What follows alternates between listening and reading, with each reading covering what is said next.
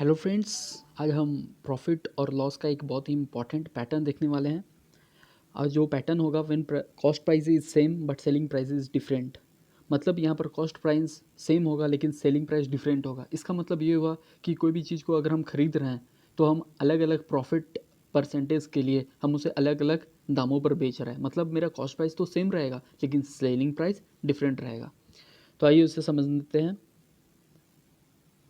तो इसे मैं एक समझाने के लिए एक एग्जांपल लिया हूँ कि मान लीजिए कोई आप बुक खरीदें 100 रुपये में, तो उसे एक बार आप 100 रुपये में ही बेच रहे हैं। मतलब यहाँ पर आप NPNL का सिनेरियो है। इसका मतलब ये हुआ कि आप नो प्रॉफिट नो लॉस पर हैं। मतलब आप जितना में खरीदे थे उतना ही में आप बेच रहे हैं।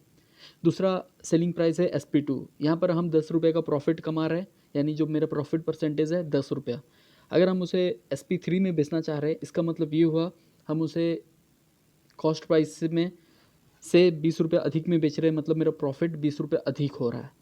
वैसा ही 130 रुपये में बेचने पर 30 रुपये का फ़ायदा होगा, 140 रुपये में बेचने पर 40 रुपये का फ़ायदा होगा और 150 रुपये में बेचने पर हमें 50 रुपये का फ़ायदा होगा। इसमें इस एग्जांपल के माध्यम से मैं ये समझाने की कोशिश कर रहा हूँ कि अगर मेरा कॉस्ट प्राइस सेम है, क्योंकि अगर हम सेलिंग प्राइस 100 रुपये में बेच रहे हैं या 110 रुपये में बेच रहे हैं या 120 रुपये में बेच रहे हैं, तो हम यही कमोडिटी को बेच रहे हैं जिसका प्राइस कॉस्ट प्राइस 100 रुपये है। तो यहाँ पर कॉस्ट प्राइस सेम होगा लेकिन जो सेलिंग प्राइस होगा ये डिफरेंट होगा। अब इस पैटर्न में बहुत सारे क्वेश्चन पूछे जाते हैं और इसका एक ट्रिक अप्रोच भी है जिसके माध्यम से है उसे हम तुरंत सॉल्व कर सकते हैं। तो आइए हम पहले उसे समझने की कोशिश करते हैं। When cost price is same, मतलब जब वस्तु का क्रय मूल्य समान हो। जब वस्तु का क्रय मूल्य समान हो लेकिन विक्रय मूल्य अलग अलग हो। जैसे मैंने अपने पिछले स्लाइड में आपको समझाया कि उस वस्तु का जो क्रय मूल्य 100 ही रुपया रहता है लेकिन हम अलग अलग प्रॉफिट पर बेचते हैं, जिससे हमारा सेलिंग प्राइस भी अलग अलग होता है। तो एक जो है ये ट्रिक है। तो इस ये कैसे डिराइव हुआ उसके लिए ये दिया हुआ है। आइए एक बार थोड़ा सा देख लेते हैं कि जो प्रॉफिट परसेंटेज होता है हमेशा कॉस्ट प्राइस पे निकलता है। तो प्रॉफिट क्या होता है? SP minus CP। अगर मेरा सेलिंग प्राइस कॉस्ट प्राइस से ज़्यादा रहा तब हम उसे कहेंगे कि वो प्रॉफिट है, और वही प्रॉफिट जब कॉस्ट प्राइस पर निकालते हैं तो वो मेरा प्रॉफिट परसेंटेज हो गया। तो हम अगर प्रॉफिट परसेंटेज ये 100 को हम यहाँ पर लेते आते हैं, यानी प्रॉफिट परसेंट डिवाइडेड बाय 100% और SP माइनस CP। उसके बाद हम नेक्स्ट स्टेप में देखते हैं कि हम SP divided by CP minus CP by CP। तो यहाँ CP बाई CP 1 आ जाता है, और हम 1 को अगर हम लेफ्ट हैंड साइड लेते आते हैं तो profit percentage divided by 100% plus 1 is equal to SP upon CP। तो ये निकल के आता है profit percent plus 100% divided by 100% is equal to SP और CP। मतलब ये जो फार्मूला निकला, जो इसका जो लास्ट फार्मूला है कि CP डिवाइडेड बाई 100% और SP divided by 100 profit percentage. मतलब अगर हम कोई चीज़ को बेच रहे हैं, अगर उसका कॉस्ट प्राइस सेम है और हम उसे अलग अलग दामों पर बेच रहे हैं, तो उसका फार्मूला क्या होगा?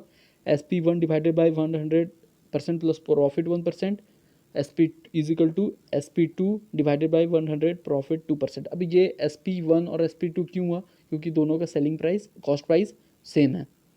जैसे यहाँ पर cost price SP divided by 100% plus profit percent, तो ये किसका सेलिंग प्राइस है? कोई भी एक वस्तु का सेलिंग प्राइस है और उसका कॉस्ट प्राइस क्या हो जाएगा? CP divided by 100%। तो हमें बस अब इतना ही जानना है कि कोई भी कॉस्ट प्राइस उसका सेम है, यानी कॉस्ट प्राइस सेम है और उसे हम अलग अलग दामों पर बेच रहे हैं, तो उसका फार्मूला ये होगा। मतलब अगर हम किसी वस्तु को SP1 प्रॉफिट पर बेच रहे हैं, यानी सेलिंग प्राइस अगर मेरा SP1 है तो उसमें प्रॉफिट P1 प्रॉफिट परसेंट होगा, और वही is equal to SP2 is equal divided by 100% plus P2%।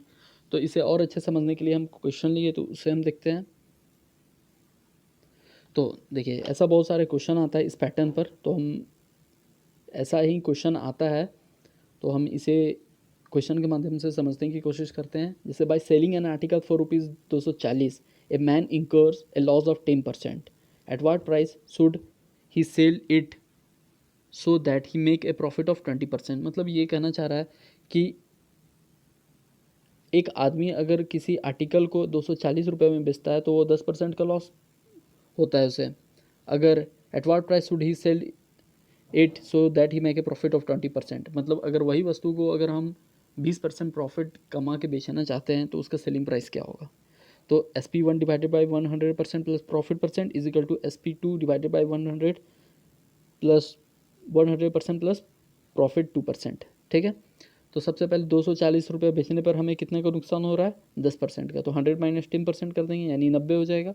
और SP2 जो कि हमें निकालना है डिवाइडेड बाई कितना परसेंट प्रॉफिट हम कमाना चाहते हैं, 20%, यानी 100% प्लस 20%, 100% प्लस 20%।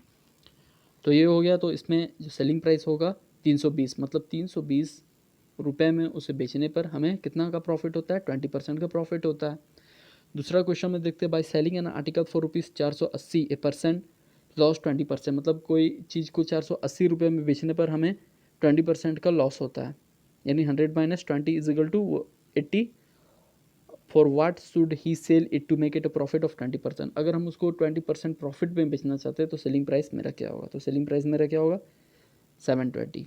तो ऐसा ही तरह का 2 एग्जांपल और दिया हुआ है, तो इसे देखते हैं। By selling an article for ₹72 there is a loss of 10%, मतलब किसी आर्टिकल को 72 रुपीज़ में बेचने पर 10% का लॉस होता है इन ऑर्डर टू गेन 5%, तो उसका सेलिंग प्राइस क्या होगा।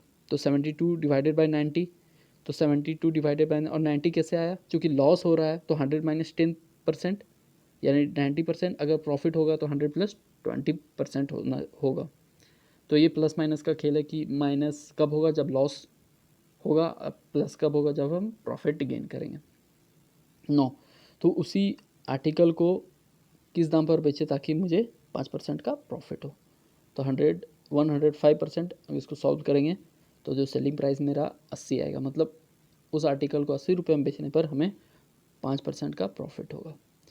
Now, by selling a fan for ₹600, a man loses 10%. To make a gain of 20%, the selling price of the fan should be, मतलब उसी तरह का है कि 600 रुपये बेचने पर 10% का लॉस होता है, यानी 90% का